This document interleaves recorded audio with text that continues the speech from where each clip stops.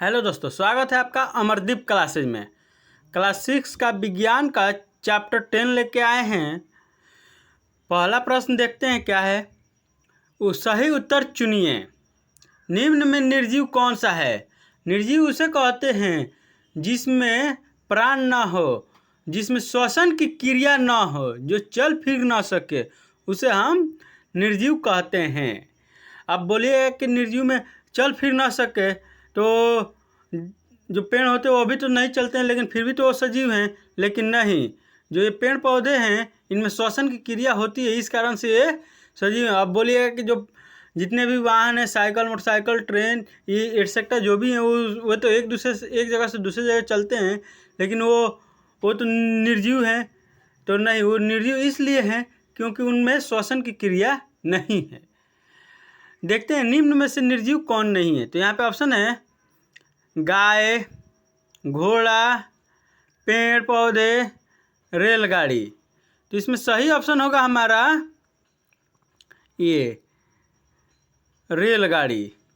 जो ये रेलगाड़ी दिया है, ये रेलगाड़ी हमारा सही ऑप्शन होगा कि ये निर्जीव है।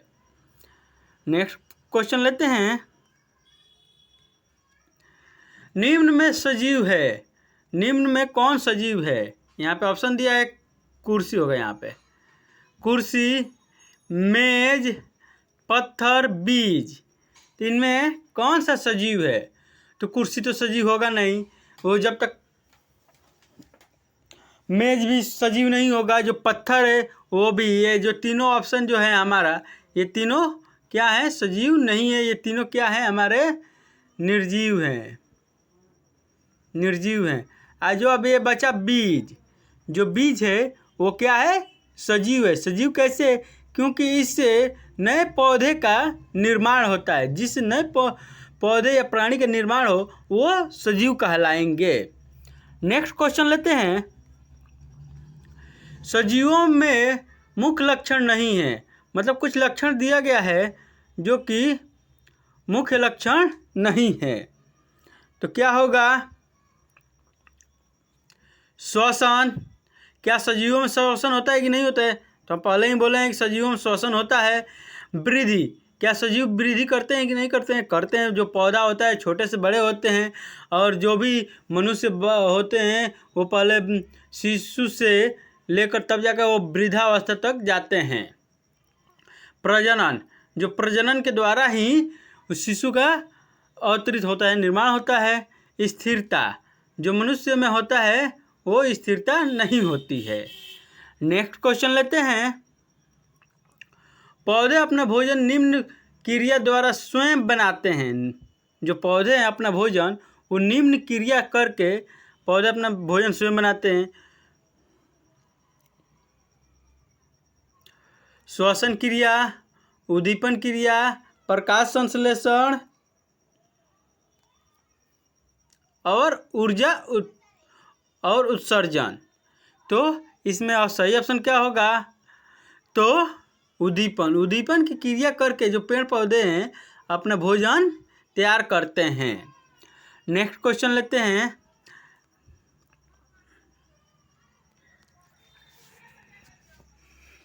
निम्न में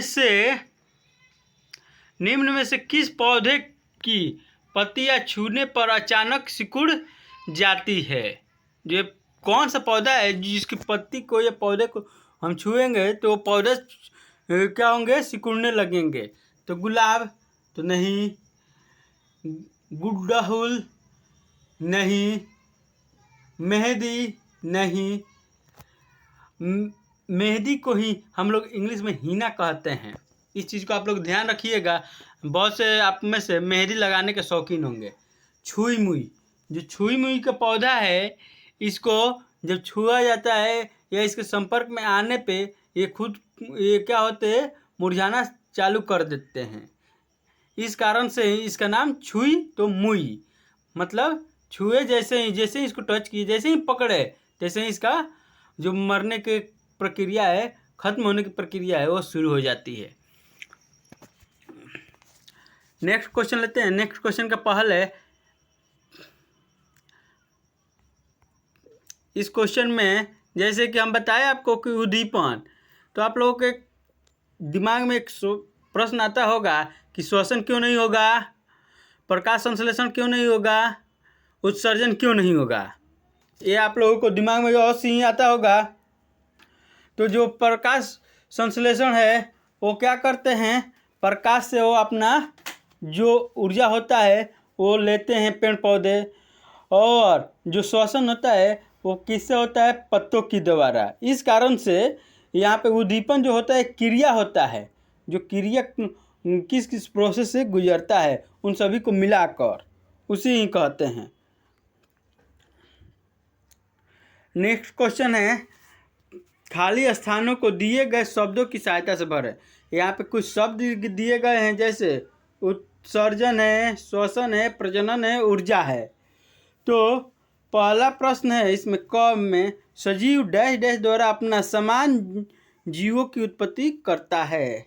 जो सजीव है अपने जैसे समान, अपने जैसे दिखने वाले जीवों की उत्पत्ति कैसे करता है, तो होगा किसके सहायता से, तो ये जो प्रजनन है, प्रजनन की सहायता से क्या करते हैं कि अपना जो अपने समान जो जीवों को उत्पत्ति करते हैं। जितने भी सजीव है, अगर जो बीज है, अगर चन्ना का बीज हम लगाते हैं तो जो पहला जब अंकुरित होता है तो उससे चन्ना ही होगा। वो कैसे होगा, प्रजनन द्वारा। उसमें भी प्रजनन होता है, और जो मनुष्य होते हैं उसमें भी प्रजनन की क्रिया होती है, जो जानवर होते हैं उनमें भी प्रजनन की क्रिया होती है। नेक्स्ट क्वेश्चन है, सजीवों को कार्य करने के लिए डैश डैश की आवश्यकता होती है। सजीवों को अपना कार्य करने के लिए किसकी आवश्यकता होती है। अब बचा है क्या है, उत्सर्जन, श्वसन, ऊर्जा। तो सजीवों को अपना कार्य करने के लिए फर्स्ट ऑफ ऑल हम लोग को किसकी आवश्यकता पड़ेगी, तो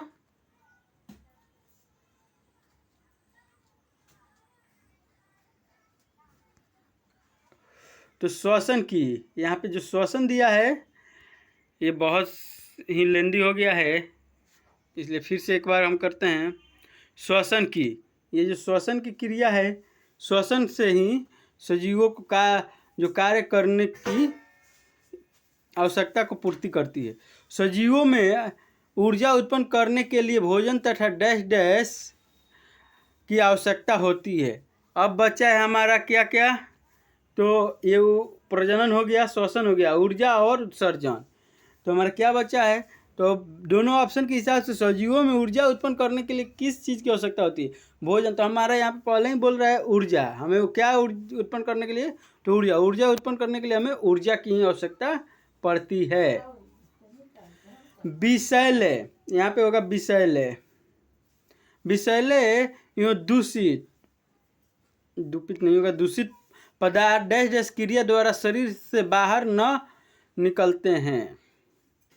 बाहर निकलते हैं मतलब जो हमारे शरीर में जितने भी विषैले और दूषित पदार्थ हैं वो किसके द्वारा बाहर निकलते हैं, तो उत्सर्जन के द्वारा बाहर निकलते हैं। नेक्स्ट क्वेश्चन लेते हैं,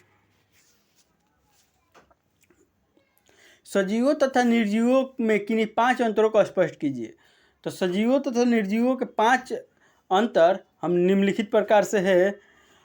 सजीव, या ऐसे भी हम लोग लिख सकते हैं,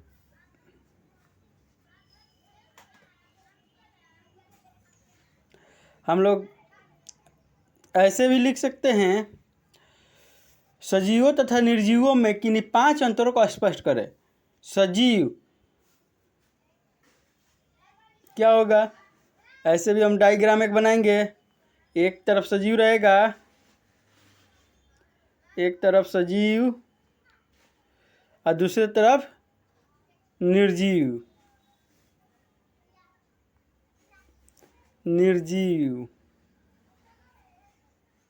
ऐसे भी हम करके बना सकते हैं, और इस तरह से भी हम लोग करके बना सकते हैं। तो देखते हैं यहाँ पे, सजीव भोजन करते हैं। जो सजीव होते हैं वो क्या करते हैं, भोजन करते हैं। सजीव बोलते हैं। अब बोलिएगा कि सर पेड़ पौधे कहाँ बोलते हैं, तो हो सकता है कोई एक दो लक्षण होता है जो हमें ना दिखे। ठीक है, सजीव में वृद्धि होती है, पेड़ पौधों में तो वृद्धि होती ही है। सजीव श्वसन क्रिया करते हैं, जितने भी सजीव है वो श्वसन क्रिया करते हैं। सजीव वंश वृद्धि करते हैं, जितने भी सजीव है वो वंश वृद्धि करते हैं। अब बोलिएगा सर हम तो जानवर के बारे में तो जानते हैं कि इस जानवर जो है अपना वंश वृद्धि करते हैं प्रजनन के द्वारा।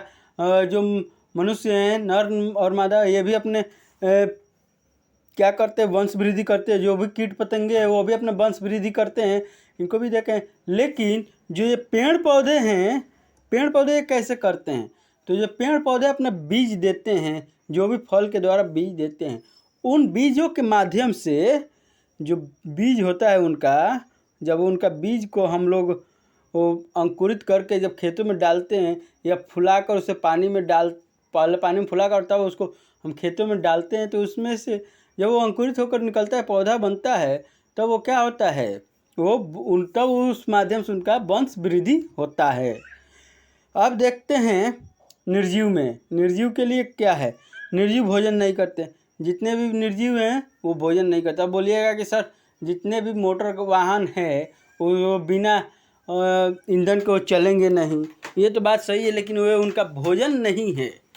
ये जो है उनका वो भोजन नहीं है, बल्कि एक ऊर्जा, एक ईंधन है, ऊर्जा जिसके माध्यम से वो एक जगह से दूसरी जगह या कोई कार्य करने की क्षमता मिले, इसलिए है। निर्जीव बोलते नहीं हैं। अब बोलिएगा कि सर जैसे जनरेटर स्टार्ट होता है तो फक फक फक करता है, तो वो तो बोलता नहीं, वो बोलना नहीं हुआ।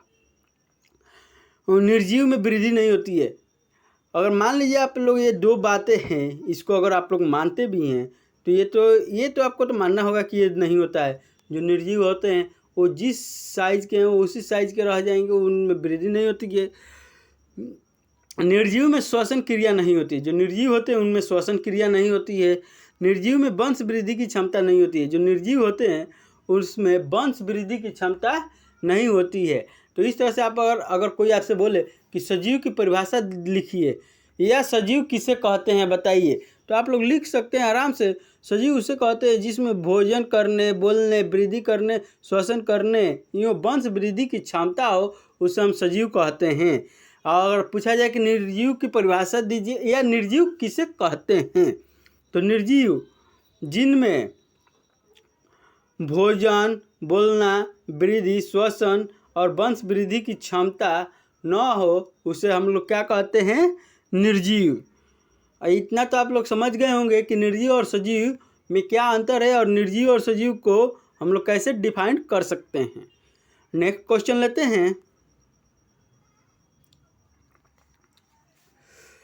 गाड़ी गतिमान है लेकिन यह सजीव नहीं है, पहले ही नहीं है, कैसे? हम पहले ही बता दिए जितने भी मोटर यान होते हैं वो क्या होते हैं? सजीव नहीं होते हैं। जितने भी वो गति फर्स्टिंग क्वेश्चन में बता दिए कि हम आपको कि जितने भी वाहन हैं आप बोलिए एक जगह से दूसरी जगह चलते हैं, लेकिन वो सजीव नहीं है, कैसे? अब उसी का जवाब आपको पहले बता दिए, लेकिन अब एक तरीके से सुनिए। यहाँ पे देखिए, किसी वस्तु को सजीव हम तब कहते हैं जब उसमें एक साथ ये सभी लक्षण हो। जैसे एक साथ इन सभी लक्षणों को पाया जाता है: श्वसन की क्रिया, उत्सर्जन की क्रिया, ऊर्ध्वपन के प्रति अनुक्रिया, प्रजनन की क्रिया, गति में वृद्धि पाए जाते हैं। मतलब ये जो भी 5-6 क्रिया हैं, जो भी ये 6 क्रिया हैं, ये इनको जैसे श्वसन, उत्सर्जन, ऊर्ध्वपतन के प्रति अनुक्रिया और प्रजनन, गति, वृद्धि, ये जो भी 5-6 चीज़ें पाई जाती है जिनमें, वो क्या होंगे? सजीव होंगे। और यही जो सभी चीज़ें जिसमें नहीं पाई जाएगी वो क्या है? वो निर्जीव हो जाएंगे। यही कारण है कि गाड़ी सजीव नहीं है, क्योंकि इसमें गति है परंतु सजीव के सभी लक्षण मौजूद नहीं हैं। देखिए फिर से एक बार हम इस परिभाषा को पढ़ दे रहे हैं। किसी वस्तु को सजीव हम तब कहते हैं जब उसमें एक साथ ही सभी लक्षण जैसे श्वसन, उत्सर्जन, ऊर्ध्वपन के प्रति अनुक्रिया, प्रजनन, गति और वृद्धि पाई जाती है। यही कारण है कि गाड़ी सजीव नहीं है। क्योंकि इसमें गति है परंतु सजीव के सभी लक्षण मौजूद नहीं हैं। ये समझ गए होंगे। ये श्वसन भी बता दिए हैं, जो हम लोग सांस लेते और छोड़ते हैं। उत्सर्जन भी बता दिए हैं, जो हम अपना जो भी विषैला और जो भी अपशिष्ट निकालते हैं वो उत्सर्जन हो गया। और उद्दीपन के प्रति अनुक्रिया, जो भी हमारा कार्य है उसके प्रति हम कोई अनुक्रिया करते हैं। प्रजनन, जो हमारा अपना वंश वृद्धि के कार्य करते हैं। गति यानी एक जगह से दूसरी जगह पर चल के जाते हैं, या जो पेड़ पौधे हिलते भी हैं उनमें मोशन गति होता है। वृद्धि, जो पेड़ पौधे हो या मनुष्य हो या जानवर कीट पतंगे इतनी से लेकर धीरे धीरे ऐसे ऐसे करके वो बड़ा होते रहते हैं। नेक्स्ट क्वेश्चन लेते हैं। मछली सजीव है, इसके पक्ष में तर्क प्रस्तुत कीजिए। अब लीजिए, जो मछली है वो सजीव है, अब बताइए कि वो सजीव कैसे है। मछली सजीव है, इसमें सजीव के सभी लक्षण मौजूद है। जैसे मछली भोजन करती है, श्वसन एवं उत्सर्जन करती है, उद्दीपन के प्रति अनुक्रिया करती है, इसके साथ साथ उसमें वंश वृद्धि की भी क्षमता होती है। ये सभी लक्षण जो हम लोग इसके पिछले क्वेश्चन नंबर 4 में जैसे ही हम लोग पढ़े कि क्या होता है पेड़ पौधे में होता यही है। सॉरी, मोटर कार एक जगह से दूसरी जगह चलती है, गति होती है, लेकिन फिर भी वो निर्जीव है कैसे, सजीव नहीं है कैसे। तो ये इस कारण से क्योंकि उनमें वो जो 5 लक्षण थे वो नहीं थे। और यहाँ पे जो मछली है इसमें है कि भोजन करती है, श्वसन करती है, उत्सर्जन करती है, इस कारण से ये क्या है, सजीव है। नेक्स्ट क्वेश्चन लेते हैं। आपकी कक्षा में रखे मेज कुर्सी निर्जीव है, तर्क दे। जैसे आप लोग क्लास में जाते होंगे और आप क्लास में बहुत सी वस्तुओं को, बहुत सी चीज़ों को देखते होंगे, या अपने घर पे भी बहुत सी चीज़ें वस्तुओं को देखते होंगे, या घर से चलकर विद्यालय तक जाने में आप लोग बहुत से रास्ते में चीज़ों को देखते होंगे। उन सभी चीज़ों पे ध्यान दीजिए और तब बताइए कि आपकी कक्षा में रखे मेज कुर्सी निर्जीव हैं, तर्क दे। मतलब जो आपके कक्षा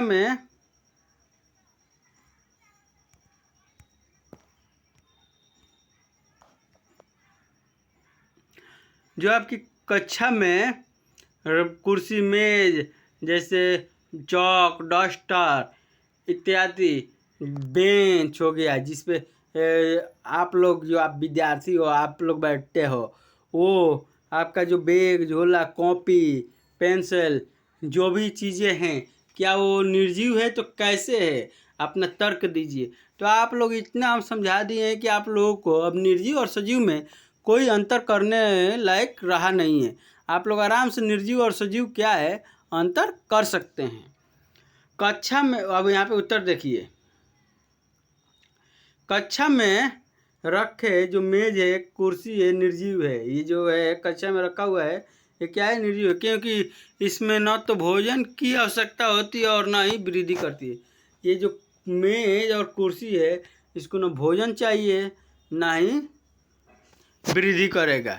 अब हम लोग की तरह नहीं है जो सजीव की तरह कि भोजन जब तक नहीं करेंगे, श्वसन क्रिया नहीं करेंगे तब तक नहीं होगा कुछ, और ना ही इसमें वंश वृद्धि की क्षमता होती है। यानी इसमें सजीव के सभी लक्षण समावेश नहीं है। यानी आप लोगों को अभी इसमें सजीव और निर्जीव में कोई दिक्कत नहीं होना चाहिए इस प्रकार के क्वेश्चन में कि सजीव और निर्जीव के कैसे भी प्रश्न आए, कैसे भी क्वेश्चन आए तो आप लोग को उत्तर देने में। नेक्स्ट क्वेश्चन लेते हैं। किसी ऐसी निर्जीव वस्तु का उदाहरण दीजिए जिनमें सजीव के 2 लक्षण परिलक्षित होते हैं। अब आपको